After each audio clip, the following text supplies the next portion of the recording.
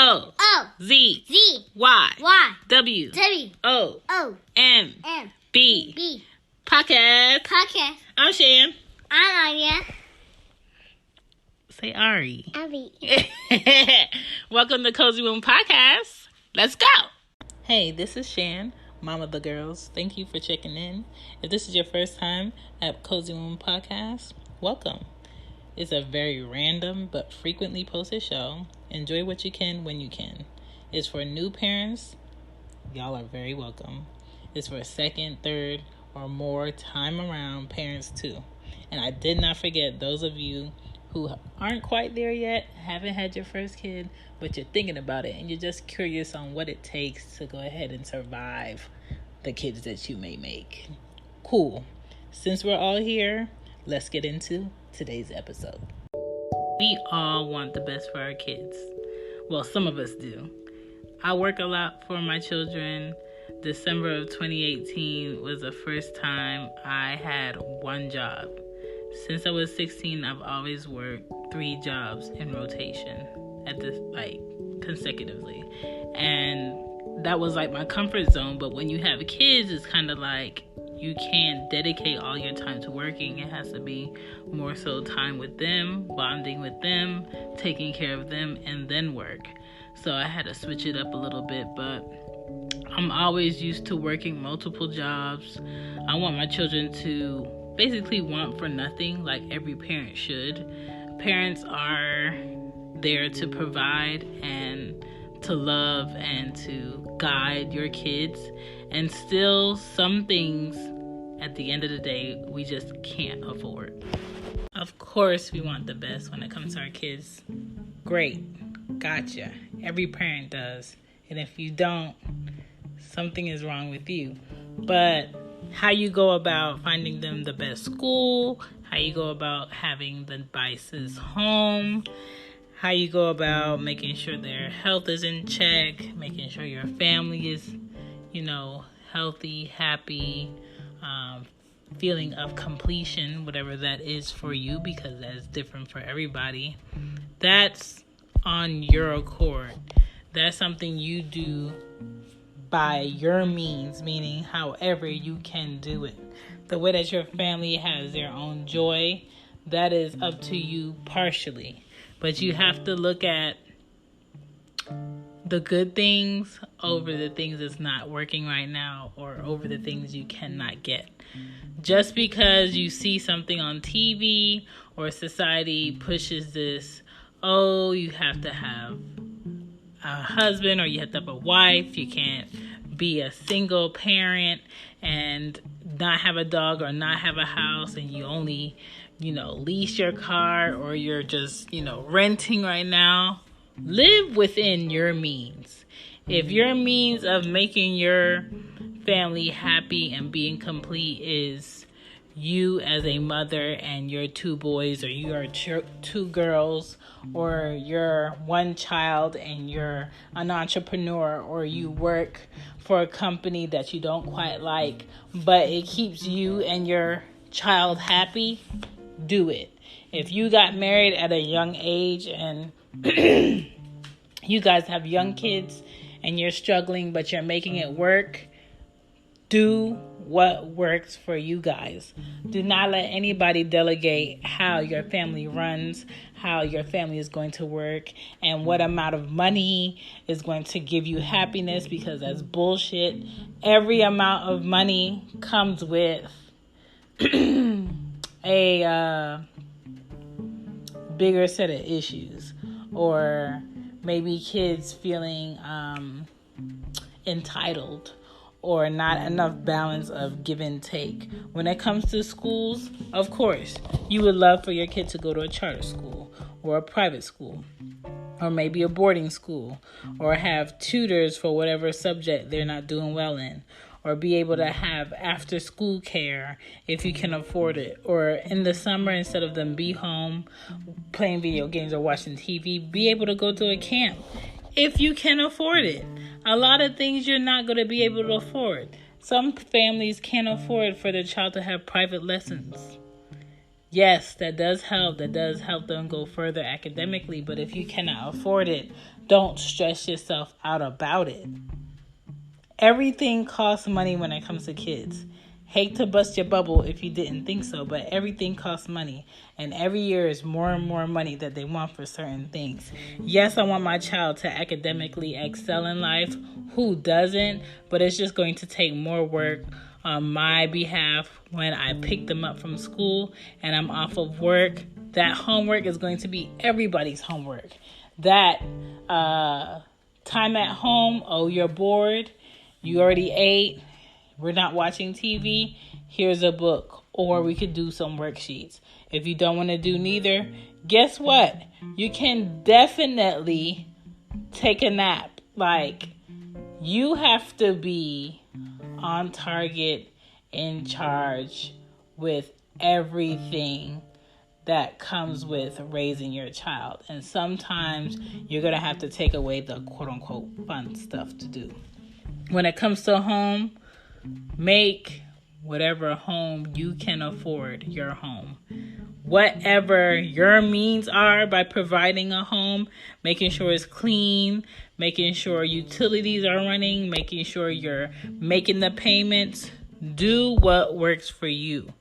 Have art in that home. Make sure your child has a room or a bed or clean clothes to wear or toys to play with, or just a sense of them feeling like, oh, this is mine or this is ours. We know we need shelter, but just because you have shelter doesn't mean that it's home feeling. Like, we all know, like, how we grew up. I know how I grew up.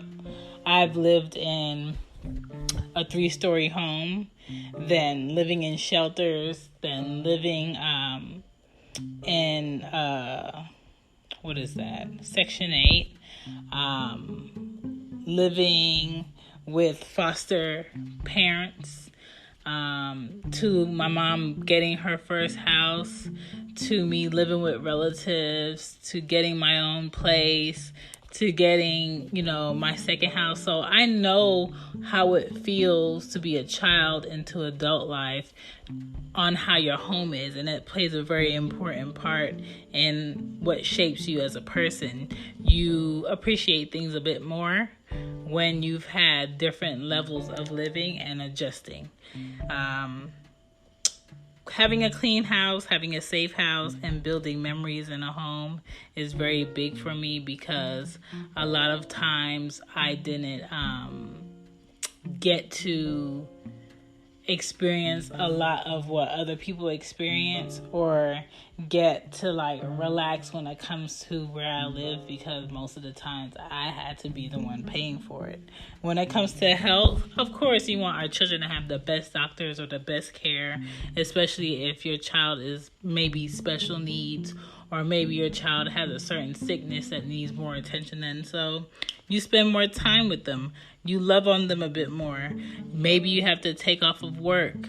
Maybe you have to ask someone if they can take them to the doctors instead of you, and have a doctor's note to let this person know that they have the okay to go ahead and, help out with care, or help out with taking them to the doctors. You never know what's going on in a parent's life on why they ask certain people to help them out. Yes, that is Ari screaming right now. She hates being told to go to sleep. Another part of your child's health is building their self-confidence. Maybe you may not think that's very important, but now in this day and age where they have social media coming inside their homes without being invited, they have school bullies, which have always been a thing, but I think now with social media and the spread of information being a bit faster, it's a bit harder for a lot of kids to adjust. When it comes to kids going back and forth with other siblings at home and not being able to take a joke, but they're giving a joke, you have to create some balance. Not everything is going to have to be a fight to be had. Not everything is going to have to be a crying fit to be had. You're going to have some balance in your household. And if your kid or your brothers or sisters cannot take a joke within the household, what are they going to do when they're out in the real world and somebody's really, getting under their skin? That's how you keep your kids' anger in check. That's how you keep your kids' confidence in check. Allow it to happen at home so you can see how they react or if they don't react. That's something that comes with their health. That's something that comes with building your family. We want our kids to know that their family is available for them. Their family cares about them. Their family loves them. We want our kids to know their family history.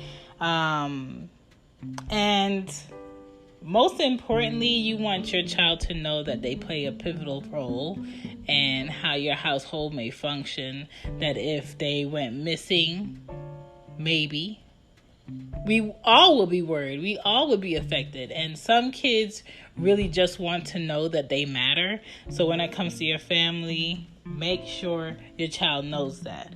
Make sure nobody else can come to your child at school or in the street or just overhearing them say, oh, your mom doesn't love you, or your dad doesn't love you, or, you're not this and you're not that. Let your child know that that's not true. Let your child know that, yes, I love you.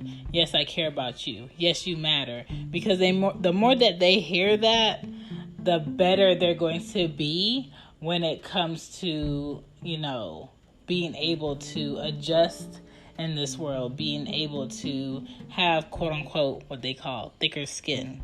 That all has to do with what's going on at home and what's going on with the family and how that family structure is set up and how it's really uplifting your children to be in this world. And you can do that within what means you have.